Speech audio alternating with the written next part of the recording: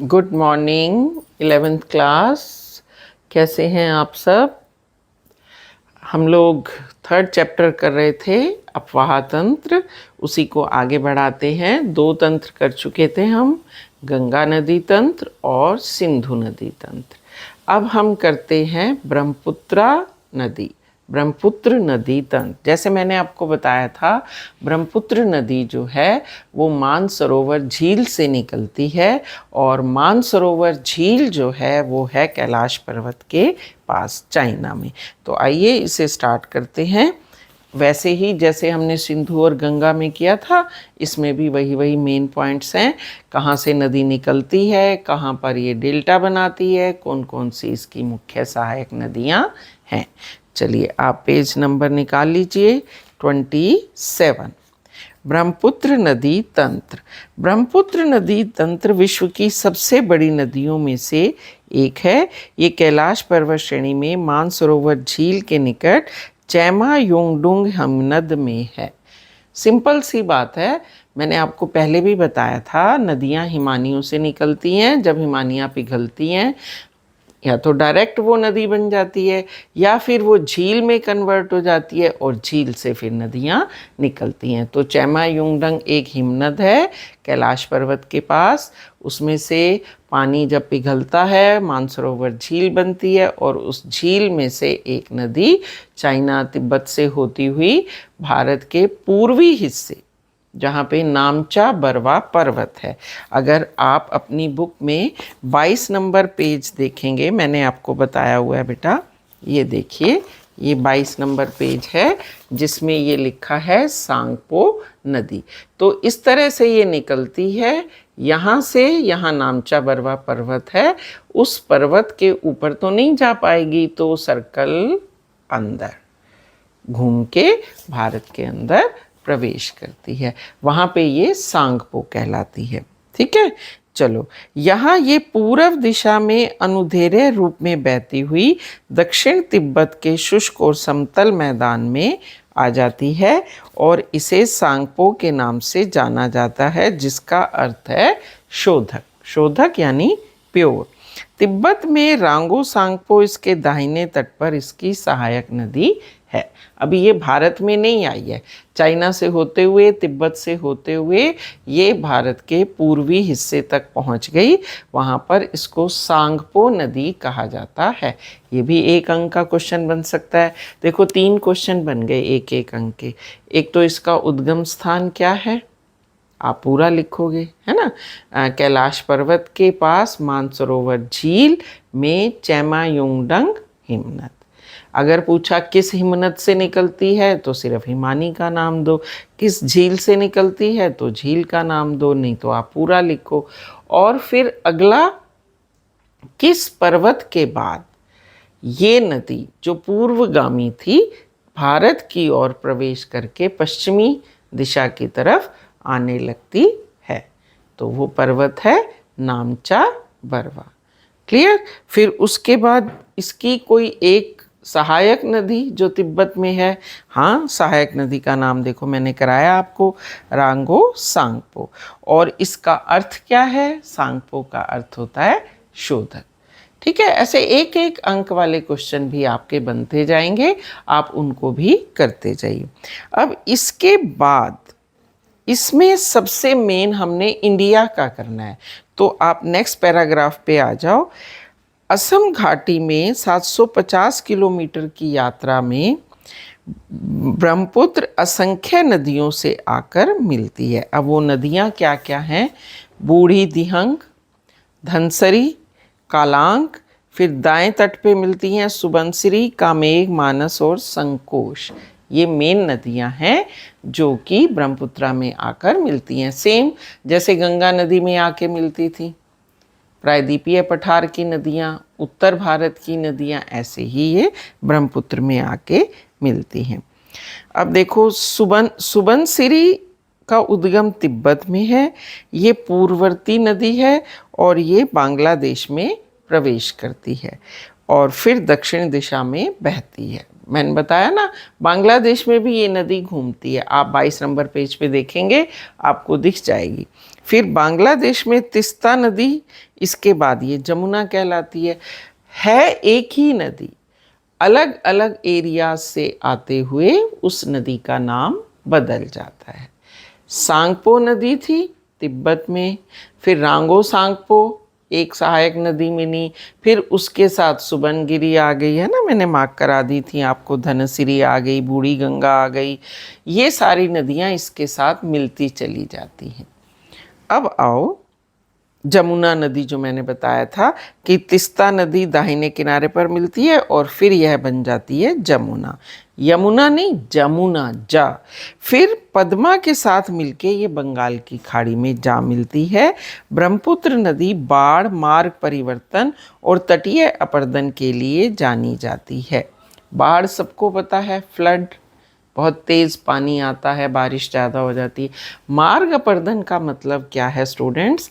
मार्ग एक नदी का मार्ग है, लेकिन जब वो उफान पे आती है कई बार वो अपना मार्ग परिवर्तित कर लेती है। इस साइड से जा रही थी, कटाव से वो कहीं घाटी गहरी हो गई तो ढलान जिधर मिलेगी पानी उधर बहता जाएगा।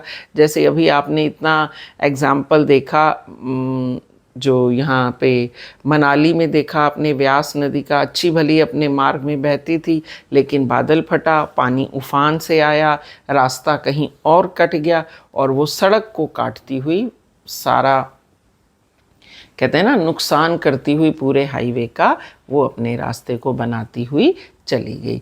तो असल में हम लोग कहते हैं कि नदी मार्ग बदल गई। एक्चुअली में होता क्या है, रिवर बेड होता है ना, रिवर का अपना एरिया होता है जो मे बी बहुत बड़ा होता हो, लेकिन हम लोग यानी जो मानव है जब देखता है कि रिवर छोटी हो गई, कहीं ना कहीं अपनी खोल लेता है दुकानें, कहीं पे बना लेगा वो बहुत अच्छे अच्छे ऐसे होटल के लोग आके रहें वहाँ, रिवर व्यू पॉइंट बन गया, रिवर व्यू पॉइंट बन गया। अब जब नदी अपने उफान पे आती है तो उसको थोड़ी पता है ये रिवर व्यू पॉइंट है या क्या है, उसके तो मार्ग में जो भी आता है वो उसको अपने साथ लेके चली जाती है। तो ये तो हो गया मार्ग परिवर्तन। अब है तटीय अपरदन।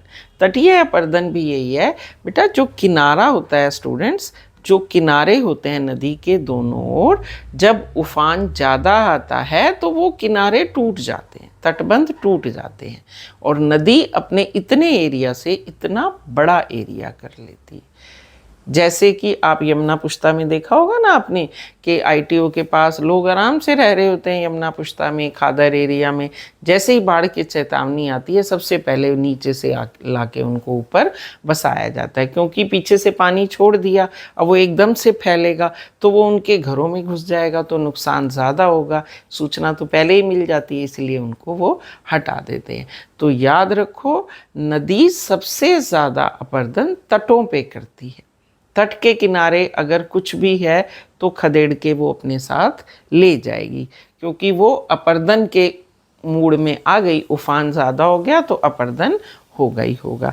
फिर इसके बाद ऐसा इसलिए क्योंकि इसकी अधिकतर सहायक नदियाँ बड़ी हैं, ज़्यादातर छोटी छोटी होती हैं लोकल सहायक नदियाँ, इधर से निकली और ख़त्म हो गई। लेकिन इसकी सारी सहायक नदियाँ जो हैं वो देखो, कहाँ चीन, कहाँ नेपाल, फिर कहाँ भारत, फिर कहाँ बांग्लादेश, 4 राज्य, 4 तो ये कंट्रीज़ हो गई, उसके बाद छोटे छोटे हमारे राज्य भी हैं, उनसे होते हुए ये बहती है और पश्चिम बंगाल के तट पे आके ये डेल्टा बनाती है। तो जितना बड़ा एरिया होगा उतनी ही ज़्यादा नदियाँ उसमें आके मिलेंगी, और जितनी ज़्यादा नदियाँ आके मिलेंगी पानी की मात्रा को वो बढ़ा देंगी, और बढ़ाने के कारण ही पानी की मात्रा जैसे ही बढ़ी, इसका मतलब अब नदी तटीय अपरदन ज़्यादा करेगी, काट छांट ज़्यादा होगी, वो अपनी घाटी को चौड़ा करती जाती है। अगर आप कोई व्यू लेना, आप गूगल पे डाल के किसी भी नदी का व्यू लें, आप देखोगे दोनों तरफ पहाड़ हैं, बीच में से नदी जा रही है, तो इसका मतलब कभी नदी इन पहाड़ों के ऊपर से बहती होगी। धीरे धीरे वो काट छांट करती हुई इतनी गहरी घाटी का निर्माण उसने कर दिया, है ना। तो ये कोई एक दिन का 2 दिन का प्रोसेस नहीं होता, it's a long process. Historical time में आपने 11th की पहली वाली बुक में पढ़ा था, सिनोजोइक युग, मेसोजोइक युग, है ना। तो युगों के बाद ये परिवर्तन होते हैं जो आज हमें दिखाई दे रहे हैं।